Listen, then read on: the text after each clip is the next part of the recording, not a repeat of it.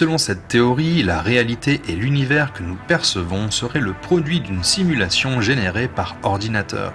Nous évoluerions ainsi à l'intérieur d'un programme informatique. L'idée a été popularisée par le film Matrix, sorti en 1999, mais c'est avec les travaux de Nick Bostrom, au début des années 2000, qu'on a commencé à la prendre au sérieux. C'est pour cette raison qu'Elon Musk, par exemple, estime qu'il y a une chance sur plusieurs milliards que nous vivions dans la réalité de base, et donc que nous ne soyons pas dans une simulation.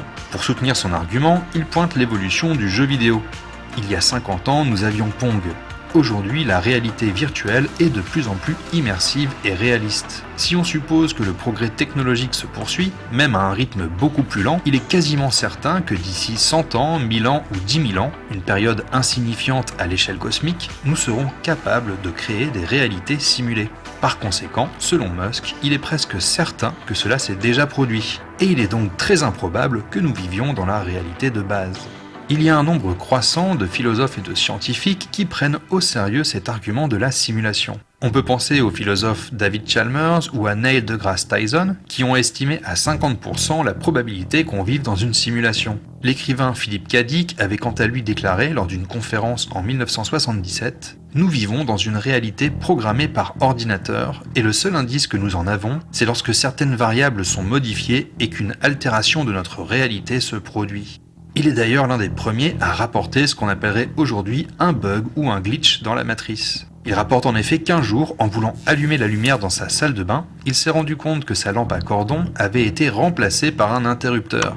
Pour Philip K. Dick, c'était le signe que ceux qui géraient la simulation avaient joué avec ou modifié quelque chose, ce qui avait généré ces petits changements. Et cela nous amène à nous poser la question suivante. Qui donc se trouverait à l'origine de la simulation ?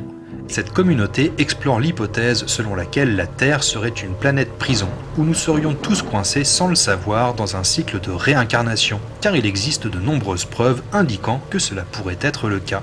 Les preuves suggèrent qu'après la mort physique, les âmes humaines auraient leur mémoire effacée et seraient renvoyées sur Terre pour vivre une nouvelle vie pour des raisons qui ne nous sont pas bénéfiques. La Terre ne serait peut-être pas une école cosmique, comme cela a été suggéré, mais plutôt une planète prison camouflée en école cosmique.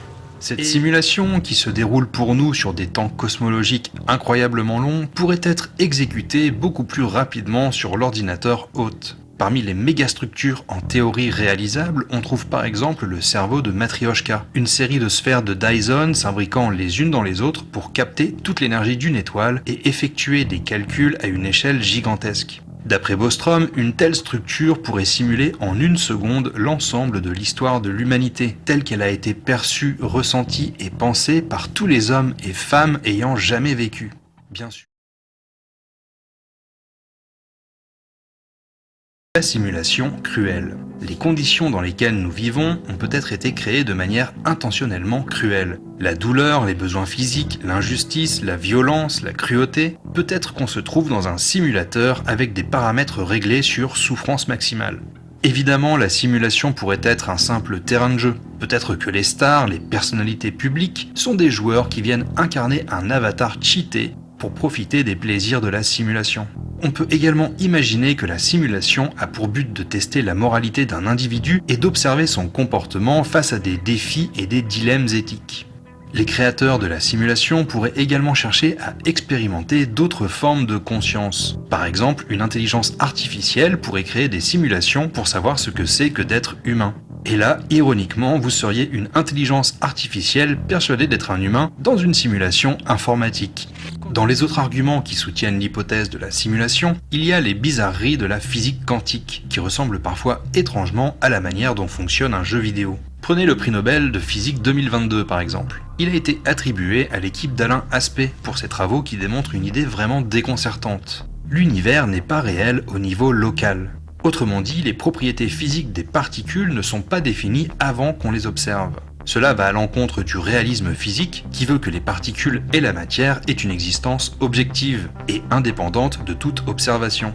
Maintenant, vous vous demandez peut-être quel est le rapport entre tout cela et la théorie de la simulation. Eh bien, certains y voient une similitude frappante avec la façon dont un jeu vidéo rend ses graphismes. Dans un jeu vidéo, les décors ne sont rendus que lorsqu'un joueur les inclut dans son champ de vision. Eh bien, de manière tout à fait surprenante, c'est un peu comme ça que fonctionne la physique quantique à l'échelle microscopique. Les propriétés des particules restent indéterminées jusqu'à ce qu'elles soient observées.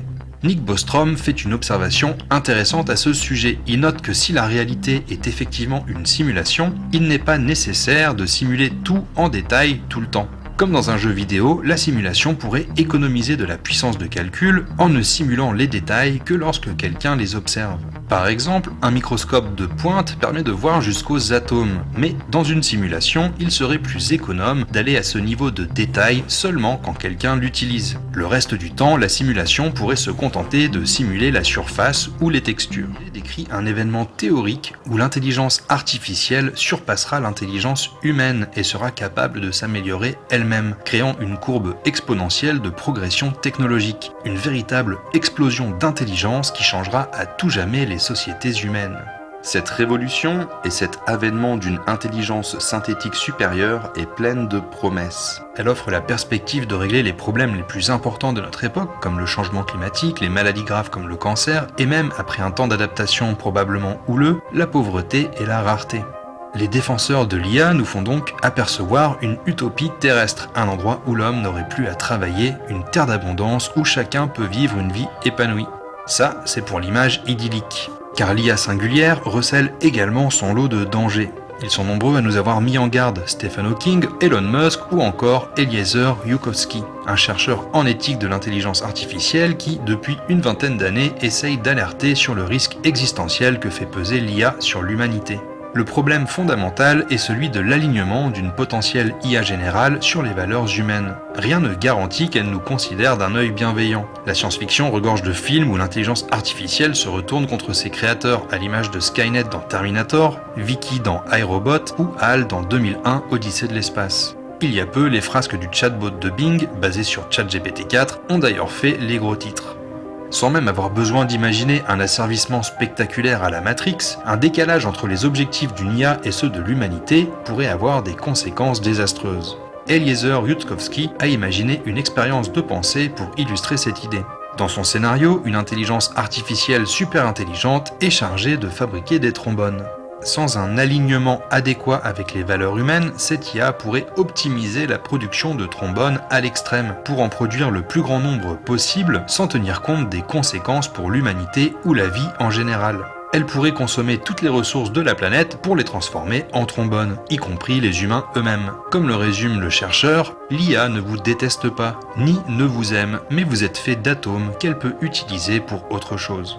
Le truc réellement angoissant dans tout ça, c'est qu'on est aux portes de la singularité. Certains la prédisent dans les années à venir, pas en 2050, mais plutôt en 2025. La révolution de l'intelligence artificielle est là, en train d'éclore sous nos yeux, et personne ne sait à quoi cela va mener. On va tout d'abord s'intéresser aux neurosciences du libre arbitre, une discipline fascinante, mais également profondément perturbante, puisqu'elle semble indiquer que le libre arbitre n'existe tout simplement pas. De manière générale, on a tendance à imaginer l'esprit dans le corps comme un capitaine dans son navire. Notre moi serait aux commandes et déciderait consciemment de ce qu'il veut faire. La causalité irait donc de la conscience vers le corps. En réalité, ce que montrent les neurosciences du libre arbitre, c'est que les choses ne se passent pas du tout comme ça. Ce serait même plutôt l'inverse. En 1985, le docteur Benjamin Libet a mis au point une expérience visant à déterminer l'origine d'une action volontaire.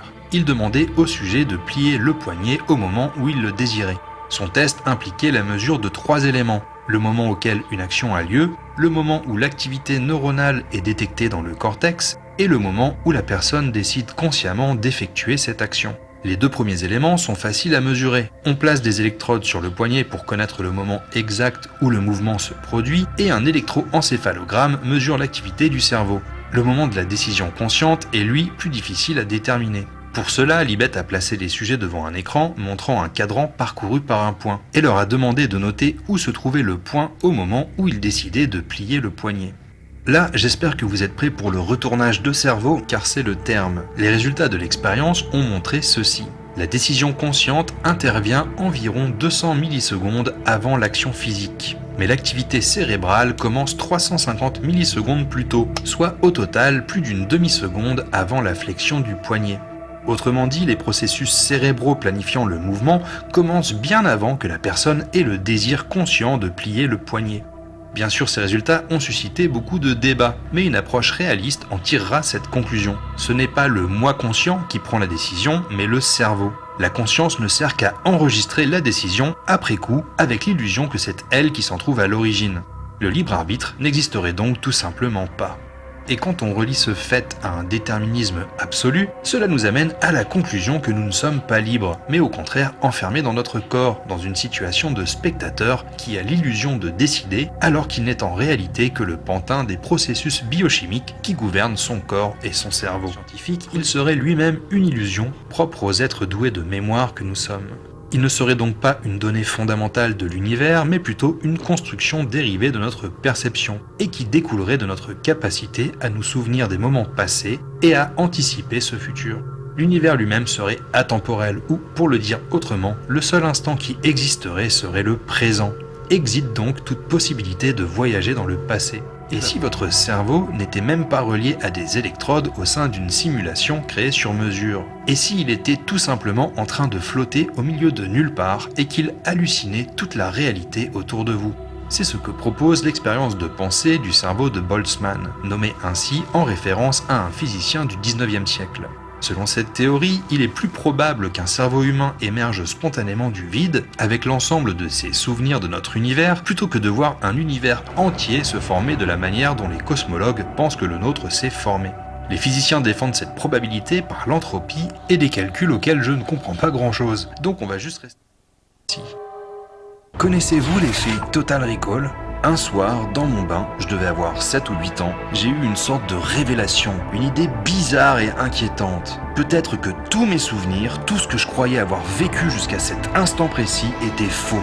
Peut-être qu'on m'avait planté là, la tête farcie de souvenirs factices, et que je venais pour la toute première fois de prendre conscience. Vous savez, un peu comme dans le film Total Recall, où Schwarzenegger se réveille avec toute une vie de souvenirs implantés. Un frisson m'a parcouru l'échine et j'en ai tremblé. Pour la première fois, je connaissais une forme d'horreur existentielle, de sidération face à la nature étrange et inconnaissable du monde et de la réalité.